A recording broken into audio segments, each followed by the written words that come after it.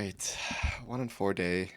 Man, I don't even want to get into these games, but let's go into them. First game, Michigan. Felt pretty good about it for a while. Um, when I recorded the video yesterday, I was like, you know what? This is the only game where I'm not going to take the first half on the road favorite. And of course, it's the only one that would have cashed. So really fucked up there. But anyway, Michigan goes into half up nine. They just completely implode in the second half. You could tell that Minnesota just wanted it more. They were playing harder on the glass. They weren't turning the ball over. Michigan had like over 10 turnovers this game. Yeah, ended up losing outright in overtime. They deserved to lose that game. They didn't show up at all. So sucks, but yeah, that's what I get for being on a public side. High Point. This game really pissed me off. So they actually go into the second half tied 34-34. Um, but if you look at the way that both teams scored, this should have covered, man. So High Point shot 2 for 13 from three. This is the 57th best three-point shooting team against 197th best defense against the three. And on the other side, this 310th ranked three-point shooting team in Longwood shoots 5 for 14 against a slightly better three-point defense team. If if either High Point makes one more three or Longwood makes one fewer three, this cashes. This felt like such a good spot, man. High Point, they had so many good looks. They just couldn't drain the threes, and Longwood made some like disgusting, deep, like almost one was a logo three. Anyway, I think that was 100% the right side. Just sometimes you get fucking balled in the face. Game three, another game that pissed me off. I think James Madison was leading by like 16 or something at one point in this game. They were up 11 with like 3 minutes left, and they just completely imploded. It seems like no matter what side I'm on, the dog or the favorite, they implode. So it is what it is. They don't cover. They win by three in the end. North Dakota State first half -5. Another game that pissed the hell. Oh my god, man! This game. Looking at these games again are like rehashing all the bullshit. They were up 10 with 3 minutes left. I thought there was no way that they don't cover this first half, -5 first half, and they actually end up losing in the first half. They give up a 11-0 run in the last 3 minutes to lose the first half outright. Oh man, just sometimes you can't win them. I don't know what to say. I tried to be smart with first halves. They screw me. Both teams didn't cover outright anyway, so I feel like we were on the right side on both of those. But yeah. And then UC Irvine almost threw the game away. I think they were like 26 with 36 minutes left, and they end up winning by exactly 20 off of they were fouled on a three at the end of the game. They missed the first two free throws and they make the third. I was almost about to throw my monitor at the wall, but 1-4, we take it, I guess. Could have this in a certain world I could see this easily being a 5-0 day if shit doesn't hit the fan in the ending of each half or each game. But we bounce back today. I hope it's a small slate, but I'm still taking 5 games, so we'll see how today goes. All right, game number one. We're kind of starting off with a bit of a stinker here. We got Akron at home against Ohio as 2.5 point favorites. So this is one of those games where I look at the spread and I think it's about right. I have Akron actually winning this game by 4, but this Akron team at home has been really, really solid. Both these teams are 4-0 in conference play. Ohio is on a 6-0 win streak, but they've played absolute bums in those last 6 games, like really terrible, terrible teams in the MAC or Mid American. Sorry, I don't know. Like I think Akron can hold their own here. Ohio's obviously a talented team, but if you look at the matchup, Ohio is 106th in offense efficiency. Akron is 72nd, and the defenses are pretty much equal in terms of defense efficiency. So if you give me a home edge with Akron, where they've been playing really well, they're 8-0 this year at home against an Ohio team that's feeling themselves, probably a good letdown spot now that they're playing some decent competition. Yeah, I think Ohio will be able to score this game, but I think Akron will lock in at home like they always do, and Ohio will regress on the road like they always do. Um, if you look at the matchups, just on paper, Akron shoots a lot of threes. They're 103rd in three-point percentage. Ohio cannot defend the three. They're 362nd in the nation. 3-point defense. And Ohio doesn't really shoot anything incredibly well. They're like, borderline top 100 in everything that they do. Um, and so I think that's going to be a disadvantage for them. Akron, doesn't defend anything particularly well except for maybe the basket. They're okay at defending the paint. Um, and I think the paint's where you get the easy buckets. So Ohio, where they regress on the road, are going to struggle a bit here. And Akron plays at, a faster, if not the equal pace to Ohio. I think they can keep up in this game, and they're going to continue their home dominance. It's a short enough spread, basically a one basket game. I think Akron is the better coach team, the better team. Give me Akron to win at home by 2.5. All right, game number 2. We have Indiana heading on the road to Ohio State as 7-point dogs. Now, I think Indiana, we're getting a good number here with Ohio State at home because Indiana's record is kind of fraudulent. Like, I don't think they've really had to beat that many great teams this year. And when they have kind of stepped up in competition, especially on the road, they get blown out. If you look at their losses, they've lost to Louisville on a neutral court, Gonzaga on a neutral court. Gonzaga's not been a great team this year. Let's be real. They lost to Nebraska on the road by 17. They lost to Iowa on the road by 25. They lost to Illinois at home by 25. That was a bit of a shocker. I think they're kind of getting in a bit of a slump here. Who did they beat? They beat Penn State, who has been a very mediocre team this year. They beat USC at home, who's also been a pretty mediocre team, especially on the road. They beat Rutgers by 10. I feel like if early on this year, I think Rutgers the last few games, they kind of look like they figured out with Harper and Bailey, but I don't know, man. Like their wins have been against bums. Chattanooga, they beat Miami, Ohio, Sam Houston, Providence, um, NC Greensboro, South Carolina, Eastern Illinois, SIUE. Like these are just bad teams. Their record is super inflated. If you look on the other side, Ohio State, they have also played a few bums. They beat Evansville, Campbell, whatever. But their losses come to really respectable teams this year. They lost to Texas A&M. They lost to Pittsburgh, a game they probably should have won at home. That was probably the one that kind of kicked them in the ass the most. They got crushed by Maryland on the road. They got crushed by Auburn. They got crushed by Michigan State. I would say crushed. They lost by 7. And then now they're on a 2-loss streak against Oregon, Wisconsin. I don't know. They beat some pretty good teams too. They beat Kentucky. They beat Minnesota. Not really an impressive win, let's be real, but still. They beat Texas. I think these teams have played relatively equal schedules. Um, but I think Ohio State's just on paper the better team. They've been really good at home. They've been 21st ranked in home games. They have a pretty good home advantage, just number 1 ranked in the conference. And on the other side, you have an Indiana State team that plays significantly worse on the road compared to at home. They've had a slightly easier schedule. And if you look at where they like to shoot, Ohio State's a pretty good defensive team. Indiana likes to take a lot of near basket, mid-range shots. Mid-range, Ohio State's 18th best in defending it. Near basket, they're 53rd. Really, and they don't give up any steals. Really, they're really good at controlling the ball. The only place where Indiana should probably dominate this game is on the boards, but I don't know if that's gonna be enough here to turn the tides in this like a massive home away difference. Um, on the other side of the ball, Ohio State, they're a pretty decent offensive team, 55th, 51st in offensive efficiency, and they like to shoot mid-range shots, and they also like to get second chance opportunities. They get some near basket opportunities as well. Indiana is relatively well matched up against them, but you can't really look at Ohio State's overall numbers because they just play so much better at home than they do on the road. So I think all of these numbers will improve, and all of Indiana's will regress. So I think Ohio State comes out of this game like a cannonball. They're on a 2-loss streak. This is a perfect get right spot at home. And I think Indiana's on the complete opposite. They are fully regressing. They've been way too good this year, and I think their last 2 losses kind of show that. They're kind of, teams are kind of figuring out what they like to do, and their shots aren't falling as easily. So give me Ohio State at home to cover this -7 number. All right, game number 3, we have Depaul heading on the road to Georgetown, where they're 9-point underdogs. So I really like Georgetown in the spot. I haven't really liked betting Georgetown this year because I feel like they're kind of playing over their heads a bit. But I'm pretty much always looking to fade this DePaul team when they're on the road.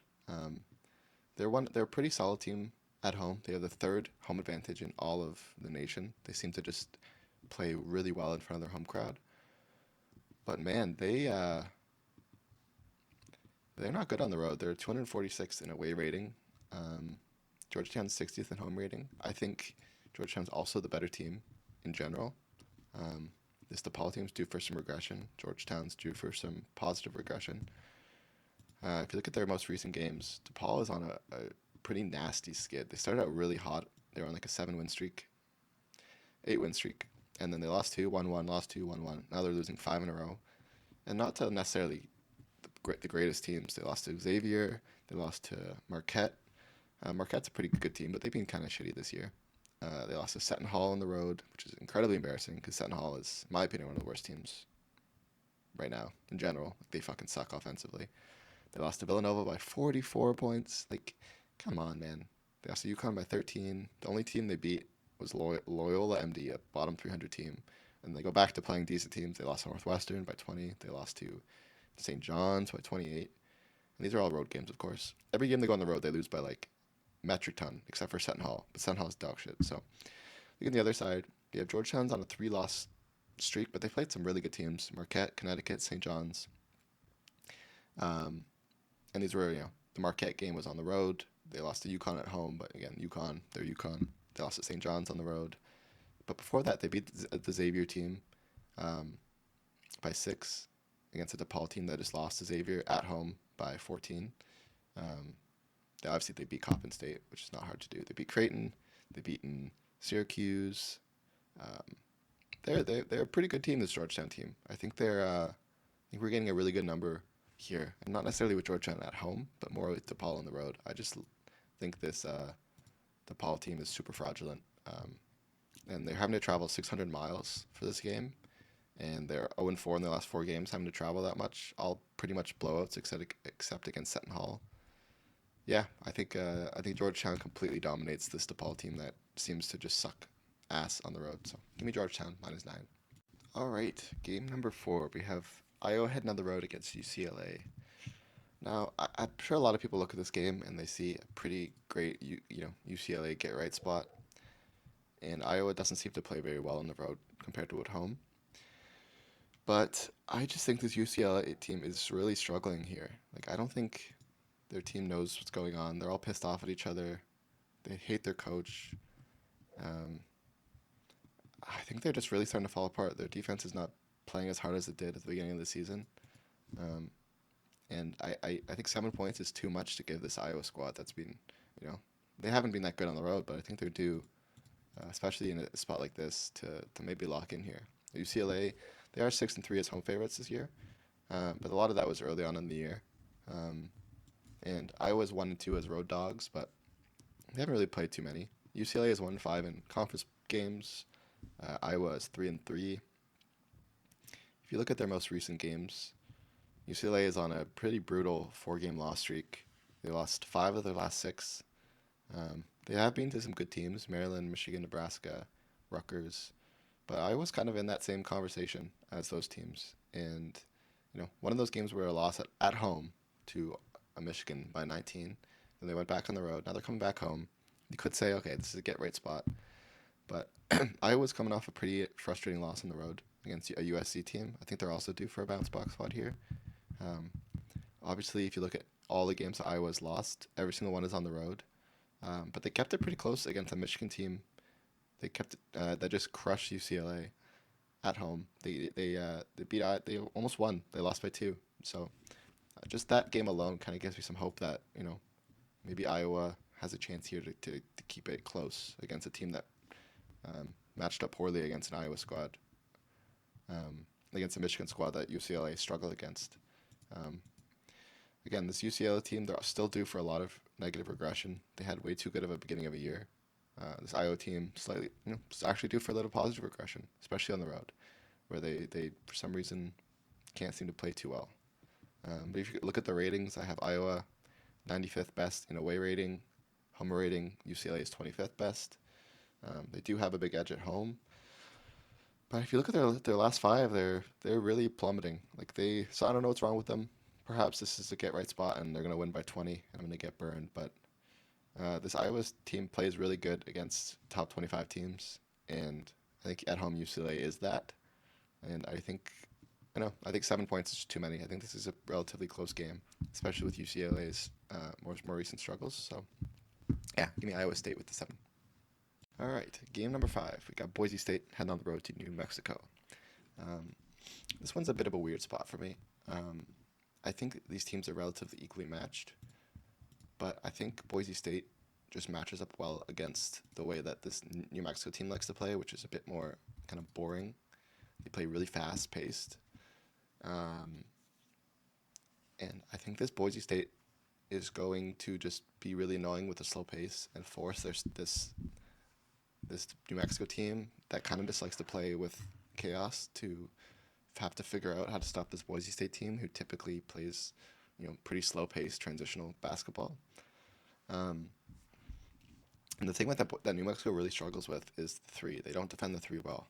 They're a really big team that kind of sits in the paint, clogs it up. They don't give up much second chance opportunities. They can take care of the ball, but they let up threes, and this Boise team likes to take threes. They don't take too many threes. They like to get some near basket points, but and I think they will find some success there. They're 24th in near basket percentage. Even though New Mexico defends it well, they're 32nd in near basket defense. I think if New Mexico wants to stop their threes, they're going to have to open up some space in the paint, and that's where Boise State are going to attack. And if they don't, and they allow this Boise State team, who's really good at shooting from three, they're 138th in the nation, which isn't great, but New Mexico is 271st in defending it. If you give any of these college kids a lot of time to take a three, they're going to make it a lot more often, probably in the 40% clip. So I think Boise State will score a lot in that matter. Um, you look at the other side, New Mexico, they're a team that also likes to score a lot in the paint. That's basically where they take all their shots. They're just this big boy team that likes to be aggressive on defense and then run and then get points in the paint. And that is where they're going to struggle because they're only 184th in near basket percentage. And Boise State does not give up boards easily. They're 17th best in defending their own boards. They take care of the ball. They're 25th in allowing points off steals. That's where New Mexico really likes to get a lot of their points. They're 6th in points off steals. Yeah, I think this Boise State just matches up well against this New Mexico team. I think they're going to be able to figure out a way to slow down the game and makes this New Mexico team feel really uncomfortable, especially in transition.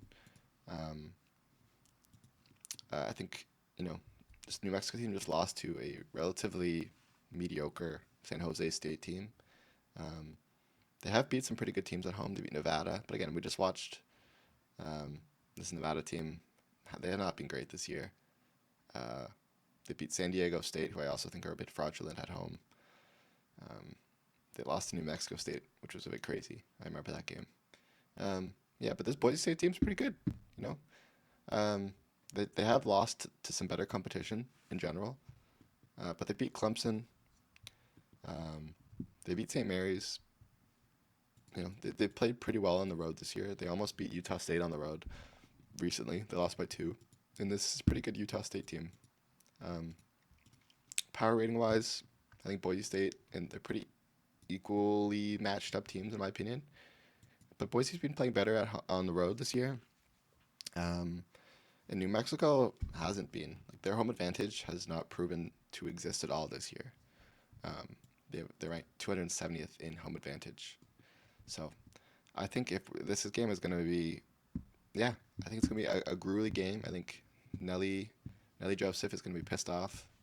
He's not a good stretch big. He's going to want to play in the paint, and if you play in the paint for too long against a Boise State team, they're going to get their looks from 3, and yeah, I think this game ends up being closer. I think Boise could win it outright, but I think New Mexico is not matched up well against this Boise State team. So give me Boise as 3.5 underdogs. All right, and those are the 5 games I like today. No bonus plays because I'm not going to try to force another game, but I will give you my leans. In the St. Joseph's VCU game, I do lean slightly to St. Joseph's. I think the teams are relatively equal. I'm just going to lean with the home team. I have no play in that game. VCU's a better team, but I don't really trust them on the road. Villanova, Providence. I think Villanova probably just crushes them at home.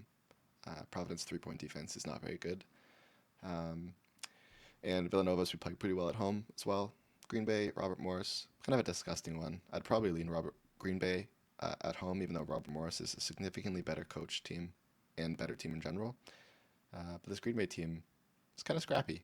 I kind of like them. Milwaukee, Youngstown. I don't really know why. Like Milwaukee, all they do is get boards. Everything else they suck at. I think this Youngstown State team is more talented. I think 5 points is too many, but they're still on the road, so I would slightly lean Youngstown +5. Fresno Air Force. I liked the Fresno game last night when it was at 3, but 5.5 is a bit too much for an Air Force team that typically plays better at on the road. Um, yeah, I think Air Force probably covers that number.